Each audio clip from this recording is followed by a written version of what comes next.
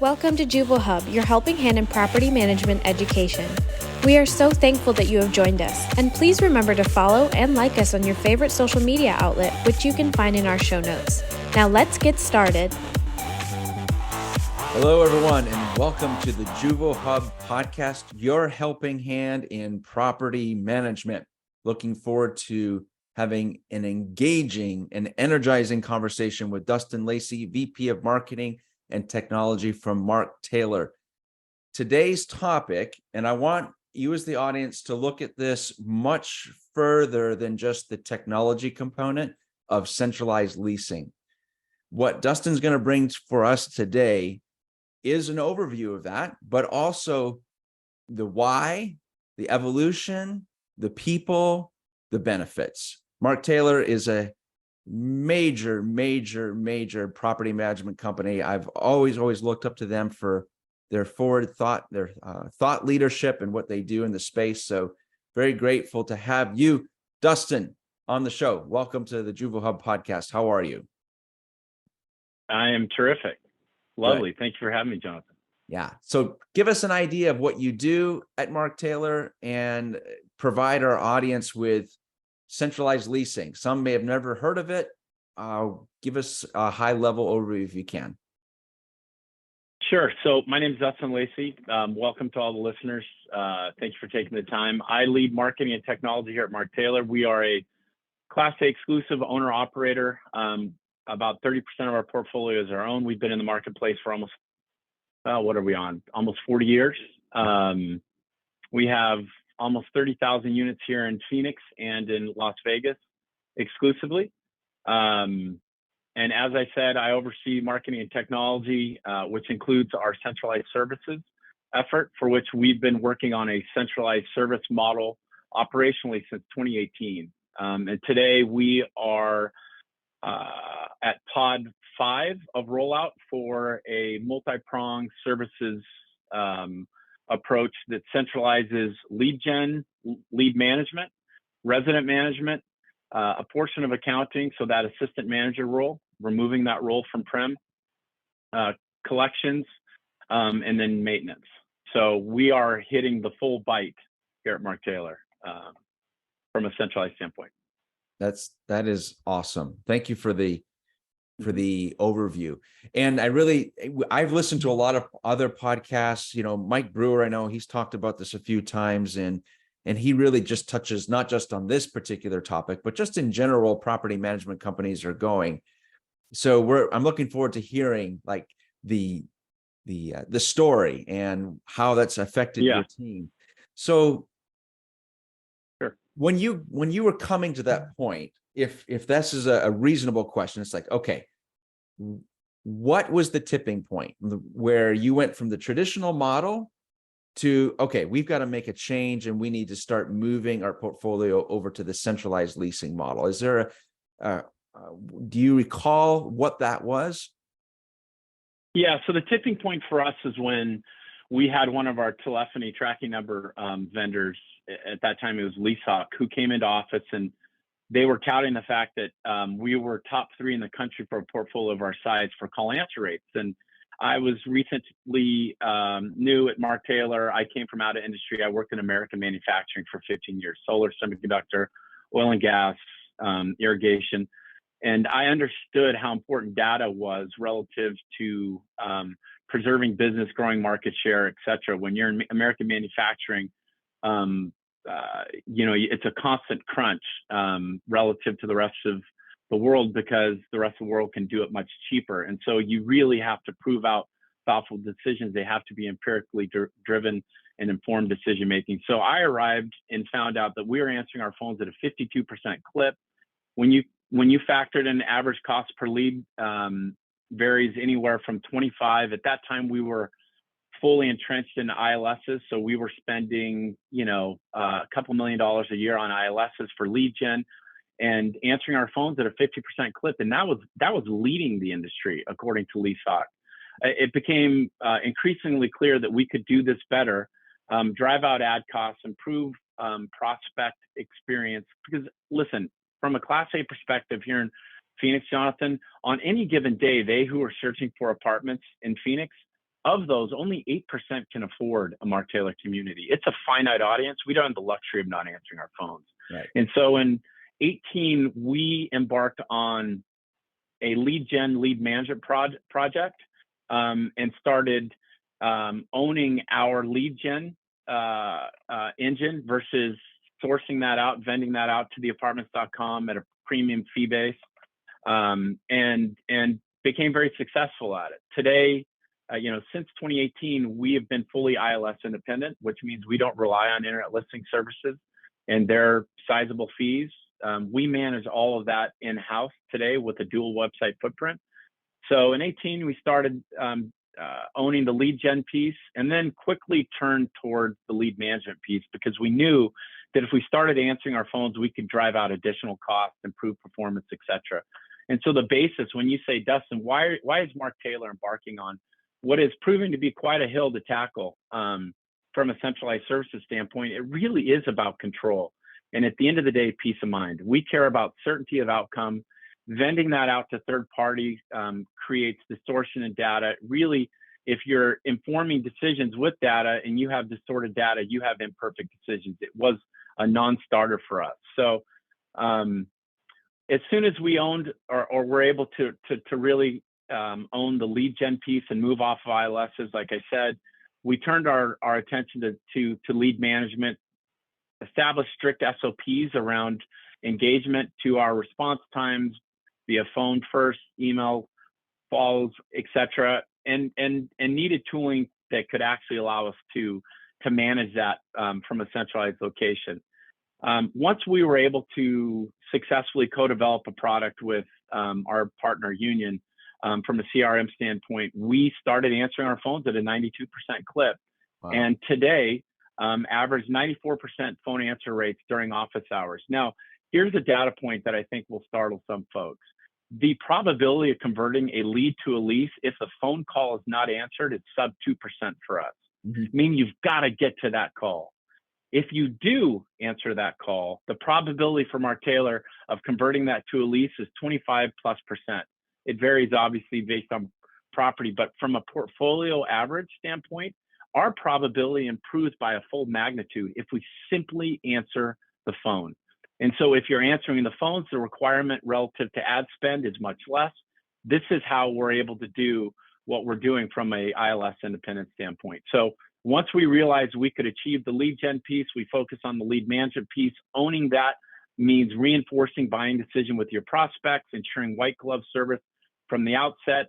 You've got a warm body, an individual on the phone from a centralized location, operating from a software standpoint that allows them to manage multiple properties at the same time. If you do that well, you're answering your phones, you're driving out ad costs, you're improving performance, not only from an efficiency standpoint operationally, but also from the vantage point of your all too coveted Class A renter. Amazing. So yeah, I know all the marketing nerds who are listening to this show, man, they probably just got tingles all over just hearing all those statistics, because that is just fantastic. It's been the bane of marketing departments in our industry for many, many years, is trying to get people to answer the phones, trying to get those costs per lead to go down. So that's absolutely stellar. For our audience, there's two things. One, we're coming to the onboarding part and what that's going to look like. But Mark, Dustin, Mark, you're thinking Mark Taylor, Dustin, you mentioned you're doing this in an A property environment. Do you see that this could be an application for virtually any market that's out there? Yeah, so I lead a centralized leasing group of my peers here in the country, where we've got a number of different folks from different PMCs who are collectively working to build out a fuller framework around all the various verticals within centralized. And I can tell you the application of centralized is not just exclusive to Class A. If you're a BC operator, low-income housing, you recognize that you have the exact same staffing challenges that we all do. You have exploding payroll costs. You have high turnover at key entry point positions that represent stage gate failure. You can't afford to continue down this route, especially given the downside risk associated with this inflationary economy, Jonathan, means that there's more pain ahead relative to employment, relative to lead gen, relative to all of these different things that drive occupancy and rent growth. And so if you're a B or C operator who's sitting here listening to this, you're going, hey, I have the same staffing challenges as everybody else. That's not exclusive or endemic to Class A. If I can create specialist roles wherein a concierge is managing both my lead management and my resident management from a centralized location because they have the right software in place, I'm able to then reduce my staff requirements on-prem without deprecating our delivery of service. Why wouldn't I do that? And so the upshot here too is, and this is what kind of surprised us, Jonathan, is that we didn't realize that today's demographic for us, it's predominantly Gen Z now from a employee standpoint for our 700 employees. Right. They want to know. They've grown up in a culture where they've been recognized because they've had social profiles since they're 12 and et cetera, et cetera. You know, they've been operating in full view for a long time. And as a consequence, they want to know exactly what the expectations are for them and if they're fulfilling those, right? They need that. They derive satisfaction from what they see as a professional career that must provide a level of satisfaction. This is our experience, in my humble opinion.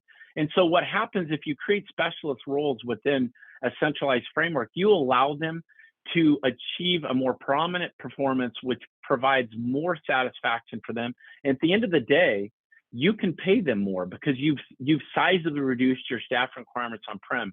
If it's anything like Mark Taylor, we're looking at 30 to 35% payroll cut. And that's incredibly material, not only for us as owners of a portion of our assets in our portfolio, but also for our third-party managers, right?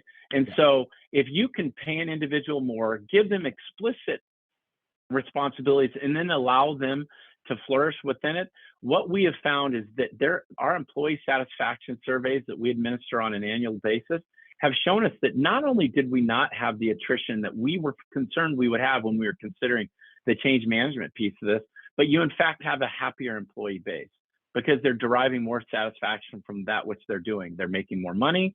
They're doing a job that they really can master instead of being asked to be all things to all people. At the end of the day, it's valuable from a retention standpoint. It's also valuable from a delivery of operational performance standpoint. Yeah. Awesome. I think you've sold the audience, Dustin. That's awesome. So many data points there. I mean, I was just like, man, I don't know how many different graphs went up in my head as you were just kind of going up and down with turnover, cost of payroll, loss of people, bringing people on, being able to have more funds available for those people. It was just like this beautiful like graph of stats that are just are fantastic. So thank you for clarifying that too, because, you know, I want our audience to understand, like, this isn't something where you've got to have a certain amount of funds or certain type of property in order to do it. What we're seeing in our industry, and you'll hear from some who've been in the industry for a super long time, that we're always trying to catch up. This is just another reminder, this show, of what you can do and what the expectations and what the immediate results will be. So I think this is a good opportunity to transition to, was there, going back to that pivot point where you're like, okay, 50%, nope, not going to cut it. We need 90+% of people answering the phones.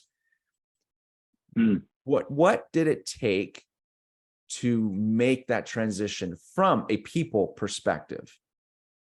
How did they react to it?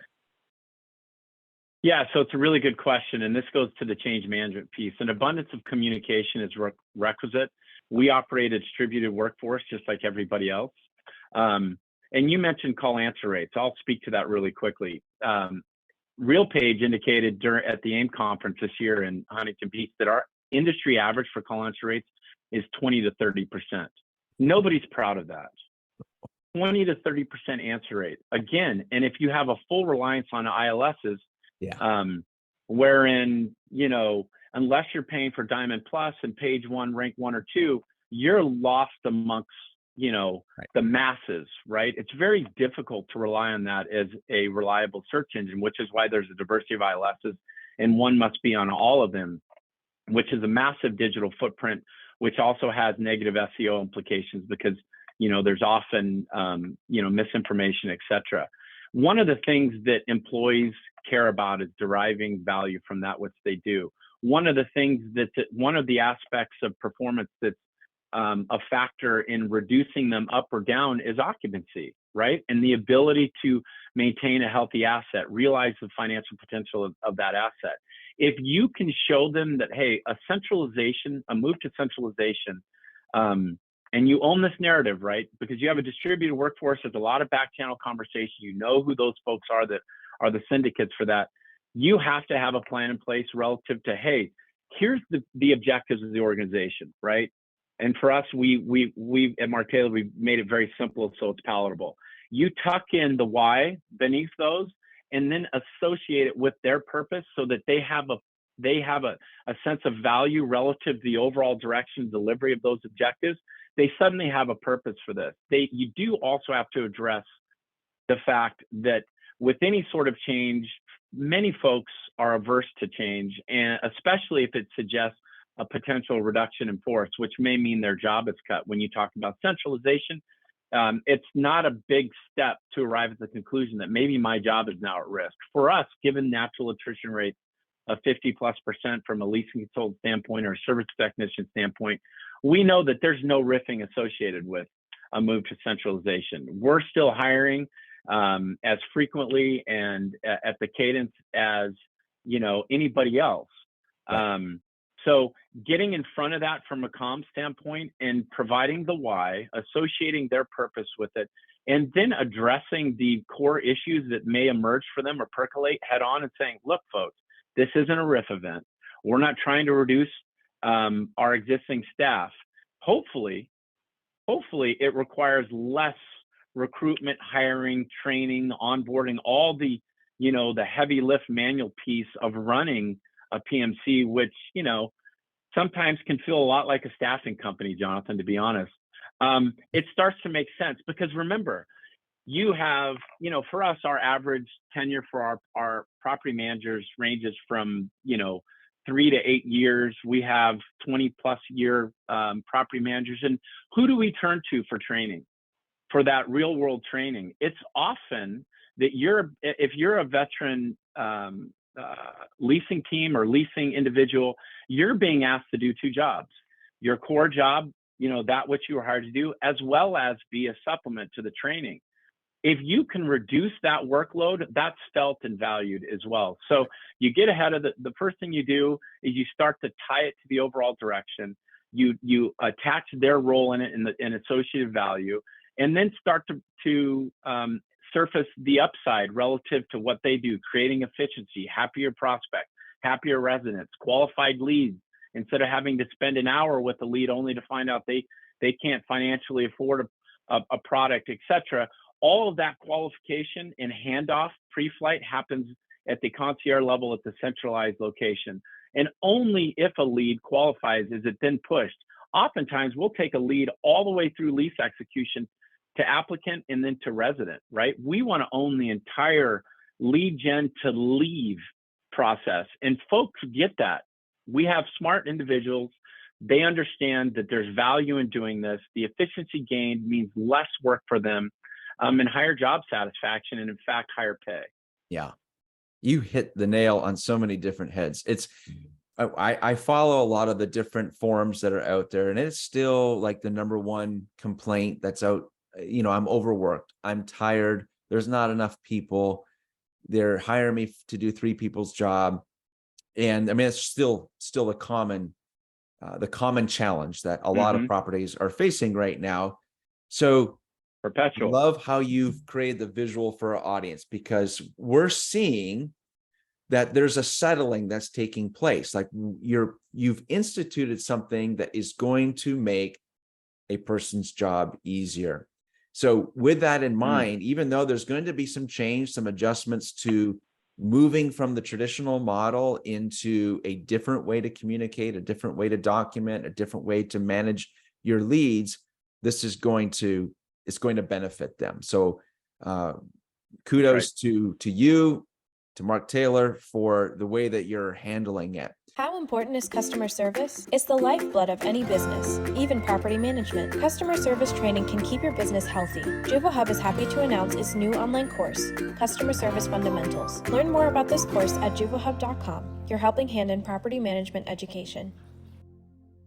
Is there, from a new hire perspective then, from an onboarding, what does that look like? You've talked about, all right, we've integrated this new component to how we manage leads, how we manage our prospects. What does that look like now for anyone that's new, whatever generation they may be? You can kind of touch on Gen Z, but you have someone, right, we need to fill this role.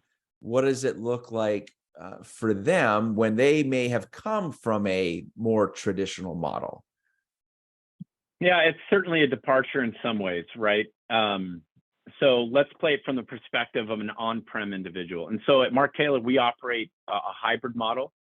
From a Class A perspective, our average household income's what, 125, 130K. These are individuals that know what good looks like. They have disposable income, the rent to income ratios, a notch above 20%.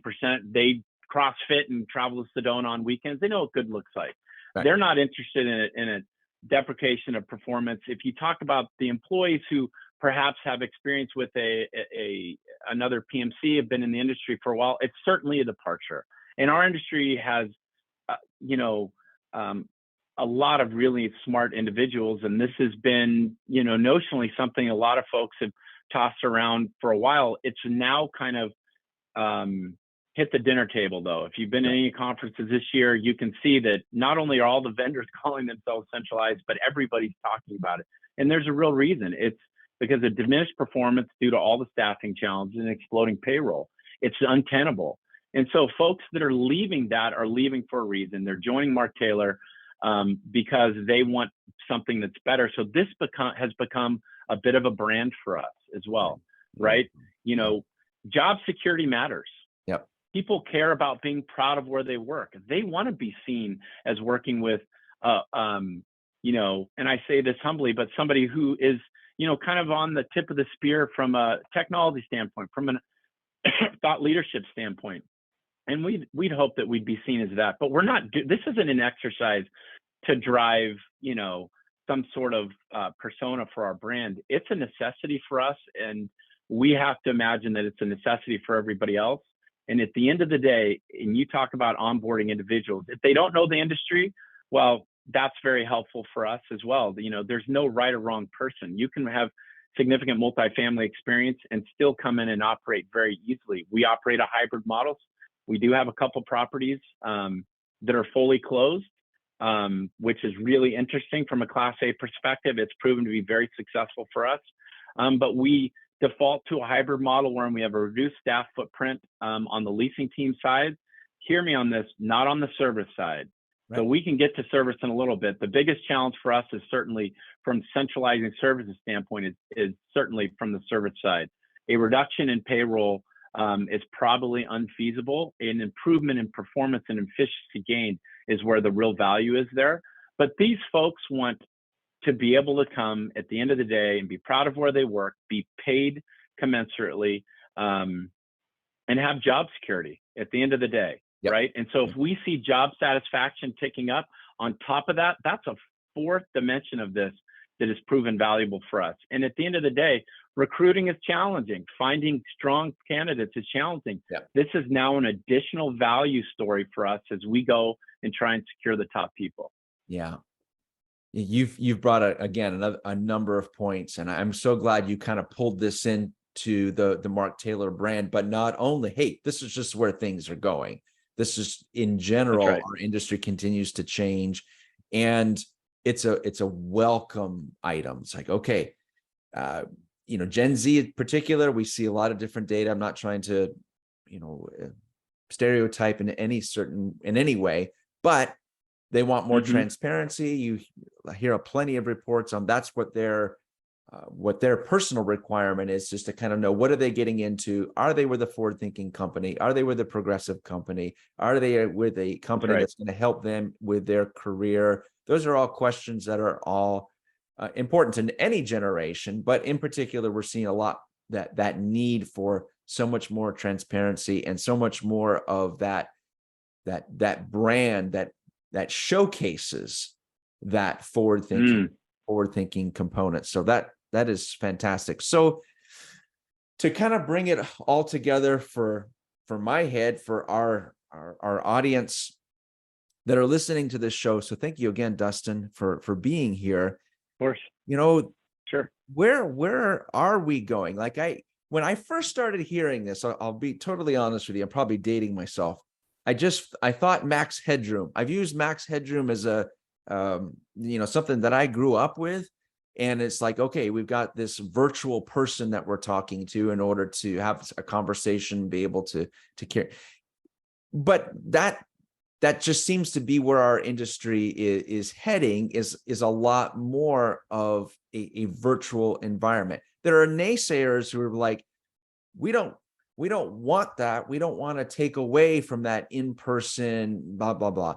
But that's not what you're talking about. It sounds like the level of attention that you're giving to a prospect is better. It's better quality. You're able to get them the information that they want. They're qualified, everything across the board. My summary from everything that you've shared is that it checks all of the boxes. So is that, as part of your summary for our show today, what is your message to those who are just like maybe on the fence a little bit about it? Yeah. So look, we're not early adopters from a tech standpoint. We had to, our leadership team had to spend 18 months building out a use case, surveying 2,000 residents, evaluating every smart home vendor in the space. Did we adopt smart home immediately? No, we didn't. We spent a lot of time on it. Again, data-driven decision-making. We had to be certain. We're not just going to jump in and hope for the best. If you're a PMC or an owner who's sitting here going, why, where do I start? Is this a fit for me? I would say this, start with lead gen, lead management. It's the smallest bite to start. Own your lead gen piece. You can do it. Whether you have in-house ad strategists or someone externally that you vetted and trust, own that piece and start to allocate some of your ILS spend to PPC, display, remarketing, do some geofencing, do some geo-targeting, start creating your own engine, and understand what that can look like. If you're sizable enough, bring that person in-house so they don't have competing priorities. Again, you don't want to have some third-party vendor who has competing priorities because they're managing for 3 of your competitors in space and they're picking winners and losers. Start with lead gen, start with lead management. Just start answering your phones. The upside will and the lift will be immediate. You will feel it immediate.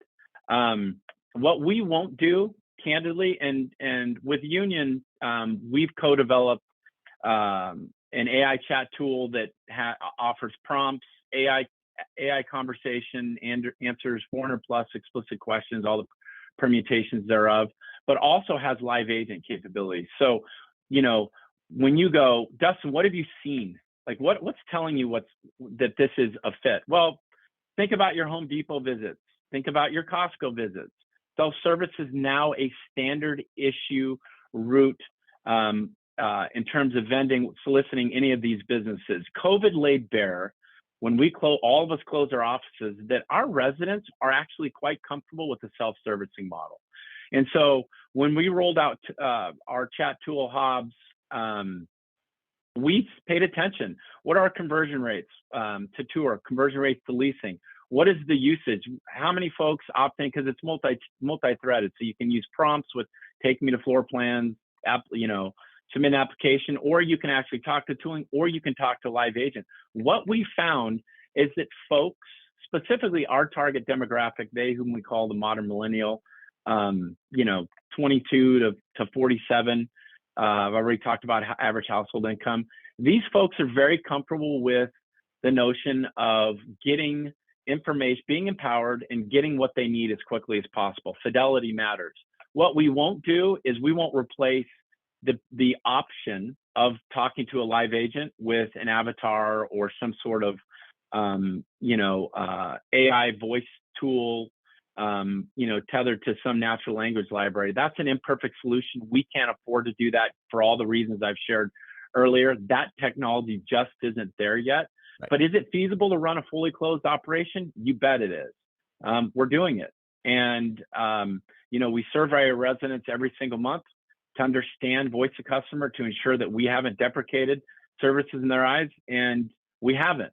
Another thing COVID did was, small things like amenity scheduling and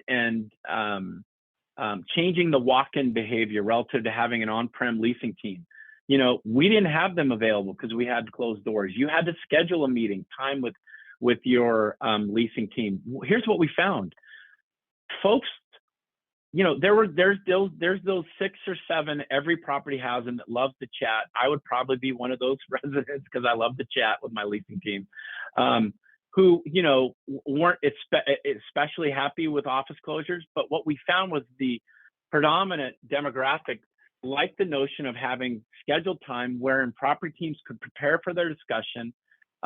It was a discussion where full focus is on them. There's no distractions. Instead of walking in and hoping somebody's available, it meant that they felt prioritized. And in fact, this was, a basis and part of the impetus for us to move to the wider bite relative to a centralized focus.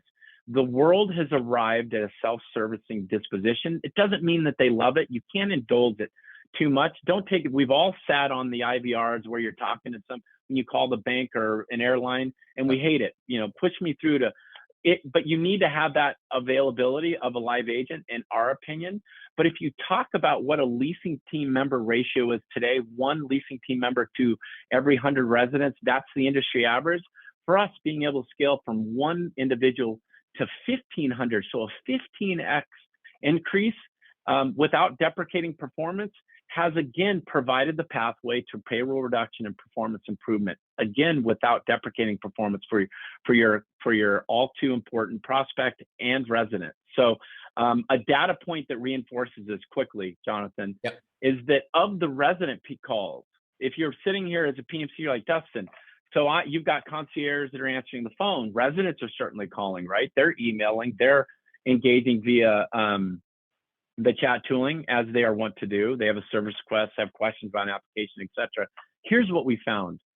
Of the volume of inbounds from to our phones relative to a pod of properties, and typically our ratio is 1 concierge to 3 properties, 70% of those inbounds are actually resident inbounds. So when I say start with lead management, absolutely start with lead management. It's the easiest bite, but it's not going to provide the biggest lift. You're going to quickly want to segue into the resident piece as well once you get comfortable from a concierge standpoint, because disproportionately, that's where the work is. So if you're trying to provide real relief and reduce staff on-prem, you're going to have to address the resident piece. And so 70+% of our inbounds are from residents. And of those, almost 80% are handled exclusively by the property concierge, meaning we don't warm transfer that back to the property because it's a more nuanced conversation. Almost 80% of resident inbounds are now handled completely by a centralized team. This was a surprise to us. We thought this would be more 50-50. Definitely going to have retain a staffing footprint on-prem because, you're going to need that tribal knowledge, that tacit knowledge relative to that specific property. That's not, in fact, the case we've discovered. And I'm not saying that's going to be for everybody, but in our experience, that is, in fact, the case. And so the takeaway here is that there's immediate lift relative to resource requirements and reduction in staff, as well as improved performance. We've seen it. We're doing it now. It's irrefutable. Yeah. Amazing. If there happen to be any naysayers on the show today, I think they've made the quick adjustment based on your testimonial, Dustin. Fantastic. And for our audience too, just the summary from my perspective, and Dustin has just totally been amazing in helping us appreciate this is better for your people. Bottom line, better for the company, yes, better technology, better for the prospect, better for the resident, but without a shadow of the doubt, it is better for your people. And we have very, very overtaxed, overworked on-site people because of traditional approaches to managing the overall prospect leasing resident process. So Dustin, amazing. Thank you so much for being on the show today. I feel like this is going to lead to a lot of questions from our audience. So maybe at a future time, we can get you back on the show. We would love to have you. Would totally love to have you. Sure. And for our audience, if you didn't catch John Carlson's interview, make sure you look that up from Mark Taylor, another stellar interview. So Mark Taylor is just, again, I've known Mark Taylor as an industry, or excuse me, as a company for many, many years, always followed, love what you guys do. So it's been a privilege, Dustin, to have you on today and really dive into the concept, the people, the deployment, the benefits. So thank you for being here. How can people stay in touch with you? How can they go out and connect with you? Yeah, so we're ramping up the second phase of the Centralized Leasing Group. If there's any execs that are interested in taking part in the build out of that general kind of centralized services framework / manifesto, or just want to engage and kind of talk one-on-one, our story is starting to become more pervasive, and I probably hold one call a week with a peer from another PMC. We are an open book. So if you have questions or want to engage, reach out to me on LinkedIn, or you can provide my email, dustin.lacey@mark-taylor.com, and I'd be happy to kind of share our experiences. Look, at the end of the day, we want to move our industry forward. Obviously, we want Mark Taylor to be seen as the obvious choice, but even if we're all trying to tackle this hill over here, even if I show you our circuitous route up the hill, you still have to climb it. So we have no problems talking and sharing, and in fact, invite it. We love that the industry is starting to move in this direction. So please don't hesitate. Add me on LinkedIn. Ask me any type of questions you may have. I'm happy to share kind of the software piece, how we're tackling change management, and all the learnings thereof. And we've made every mistake. We've been doing it since 18, not quite as long as some of the others, but happy to share. Perfect. Thank you for having me, Jonathan. Yeah, thank you for being here. Thank you again to you, Mark Taylor, for being a pioneer. That's what I love about our industry. We just help each other.